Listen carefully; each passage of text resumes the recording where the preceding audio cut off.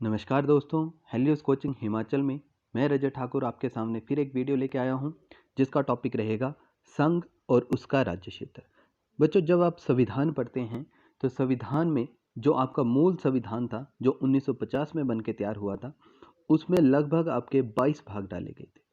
और उन 22 भागों की अगर हम बात करें बच्चों, उन 22 भागों की अगर बात करें तो पहले भाग में अनुच्छेद 1 से 4 में इस पूरे चैप्टर का उल्लेख किया गया है। तो आज के जो प्रश्न रहेंगे वो मैक्सिमम इस चैप्टर से संबंधित रहेंगे और हम विषय के आधार पर हर एक चैप्टर से कुछ ना कुछ इंपॉर्टेंट क्वेश्चंस को लेके आ रहे हैं।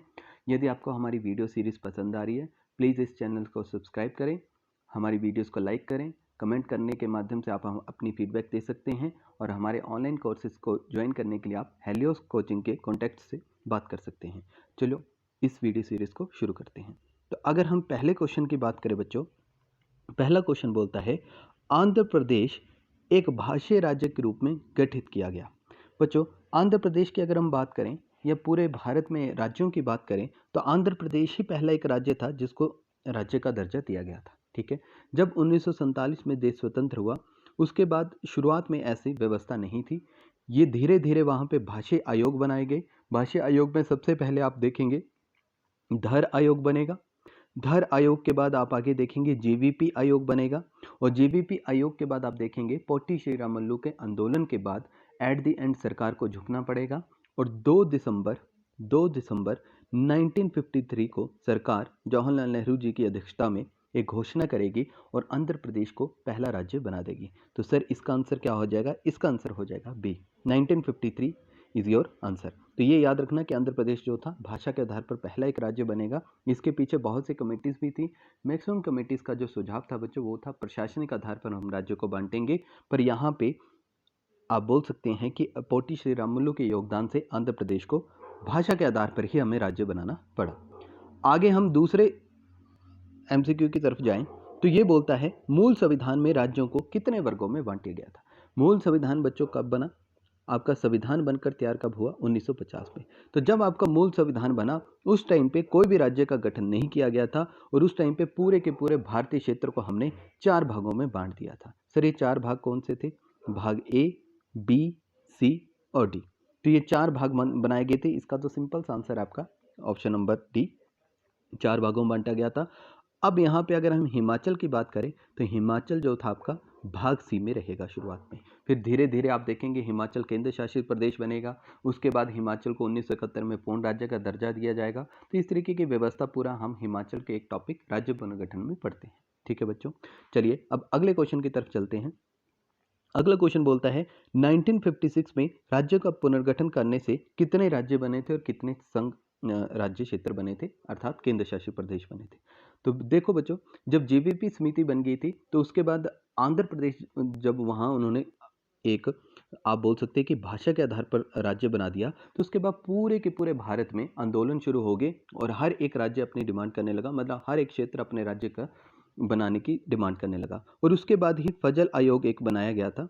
फजल आयोग की फजल जी की अध्यक्षता में ही इस आयोग ने कार्य करना शुरू किया, जिसकी रिपोर्ट के आधार पर 1955 में राज्य पुनर्गठन आयोग बनेगा, जिसकी रिपोर्ट 1956 में आएगी।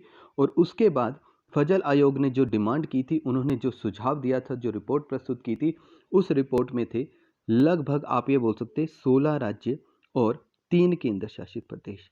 और इसी रिपोर्ट के आधार पर राज्य पुनर्गठन आयोग ने जब रिपोर्ट प्रस्तुत की 1956 में, उसके बाद उन्होंने कितने राज्य बना दिए? 14 राज्य और 6 केंद्र शासित प्रदेश।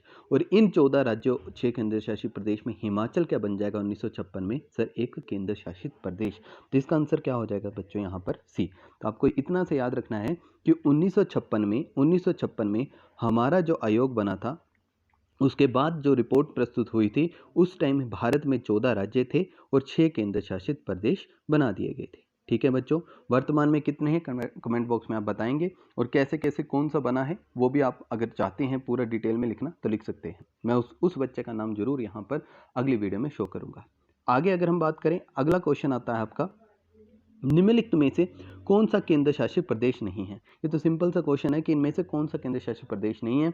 अगर हम बात करें लक्षद्वीप एक केंद्र शासित प्रदेश है, दमनदीप ये भी एक केंद्र शासित प्रदेश है, पुडुचेरी की बात करें ये भी एक केंद्र शासित प्रदेश है, और जो मिजोरम है ये एक राज्य है। तो यहाँ पे आंसर क्या हो जाएगा, मिजोरम।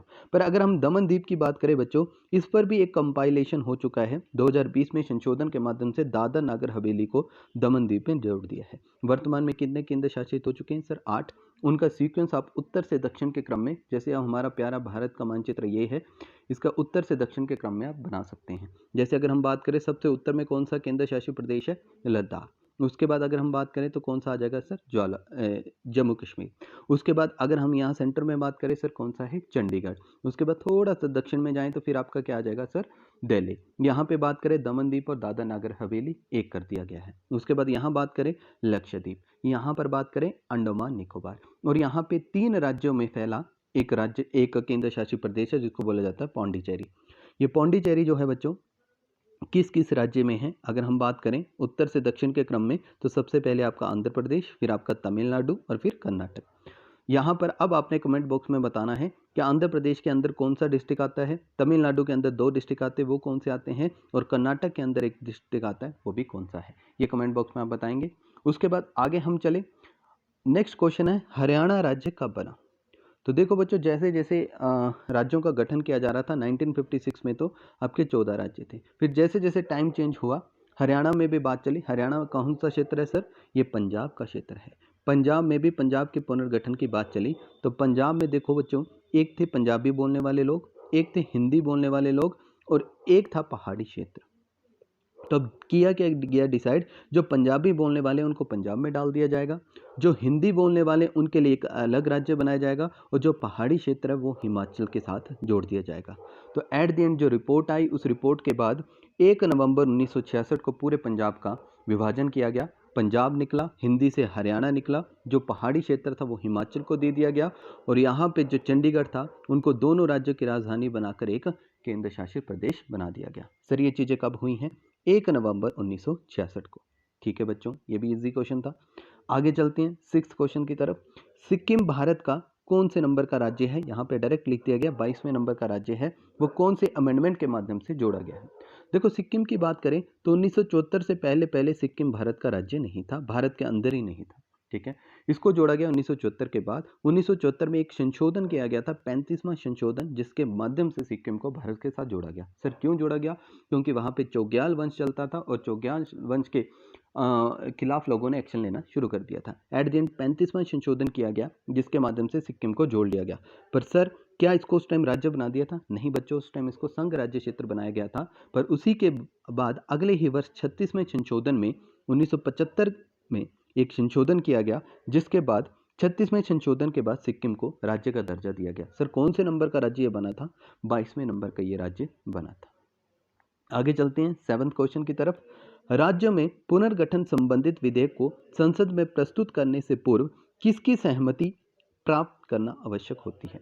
अगर हम यहाँ पर बात करें बच्चों, यहाँ पर अगर हम बात करें तो यहाँ पर पूछा गया है कि राज्य में जब पुनर्गठन विधेयक संबंधी कोई भी संसद में बिल प्रस्तुत करना है तो किसकी सहमति चाहिए। पहली बात सर, ये सारी बातें की कहाँ गई है। देखो आर्टिकल नंबर 3 जब आप पढ़ेंगे तब देखते हैं, किसी भी क्षेत्र का निर्माण करना है, किसी भी क्षेत्र का नाम परिवर्तन करना है, किसी भी केंद्र शासित प्रदेश को बनाना है, किसी भी राज्य को बनाना है, तो वो सारी बातें कहाँ की गई हैं, आर्टिकल नंबर 3 में।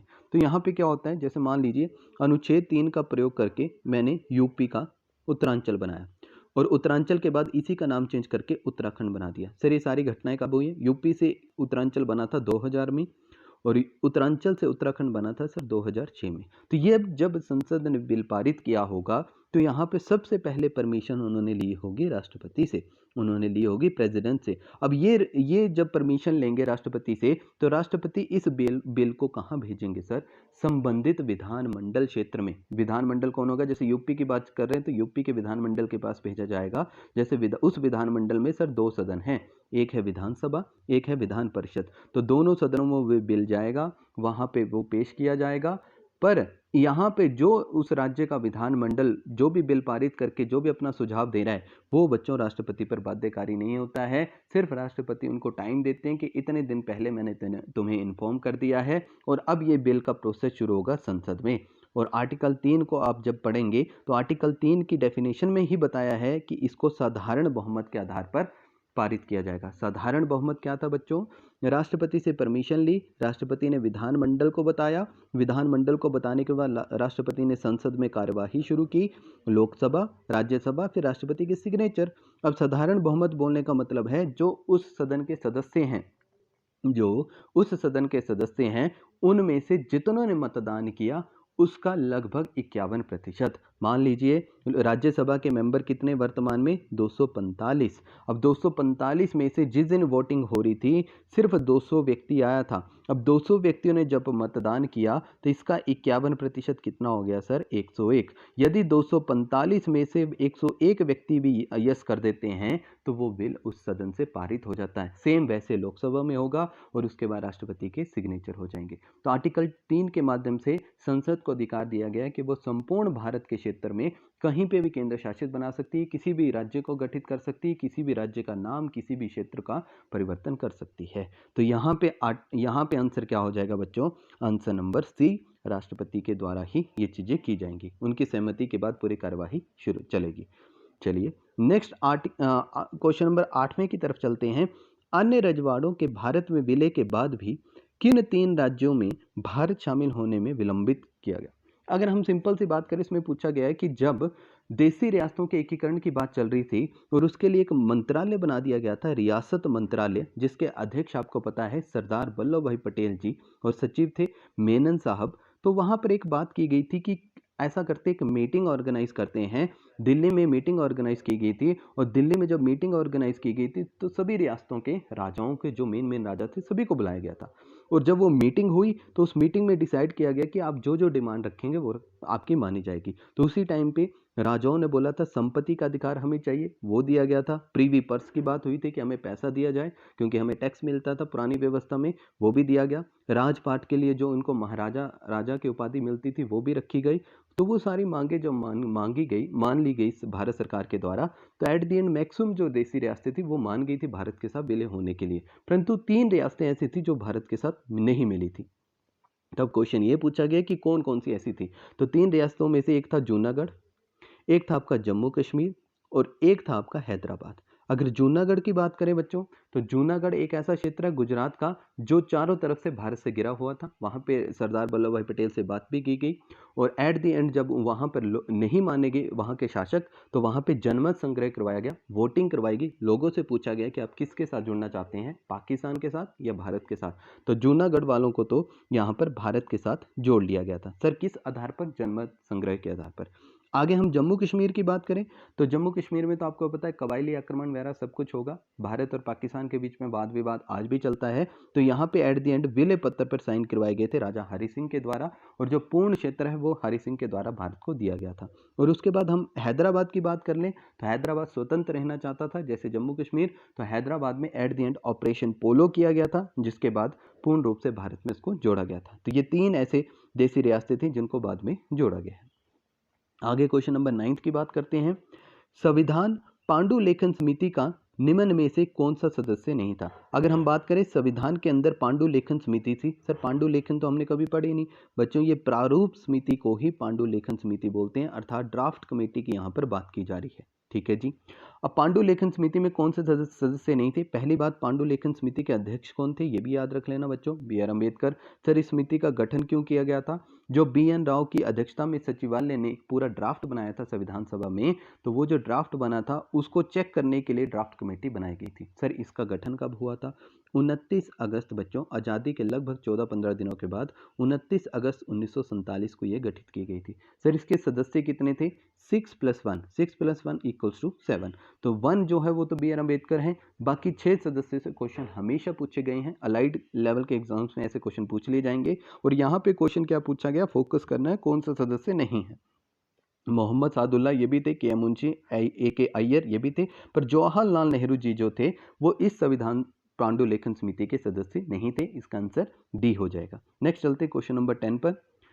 भारत के राष्ट्रपति की आपातकाल शक्तियां निम्नलिखित में से किस देश की देन है? तो ये सिंपल सा क्वेश्चन है कि इमरजेंसी वाला जो चैप्टर है वो कहाँ से लिया गया है।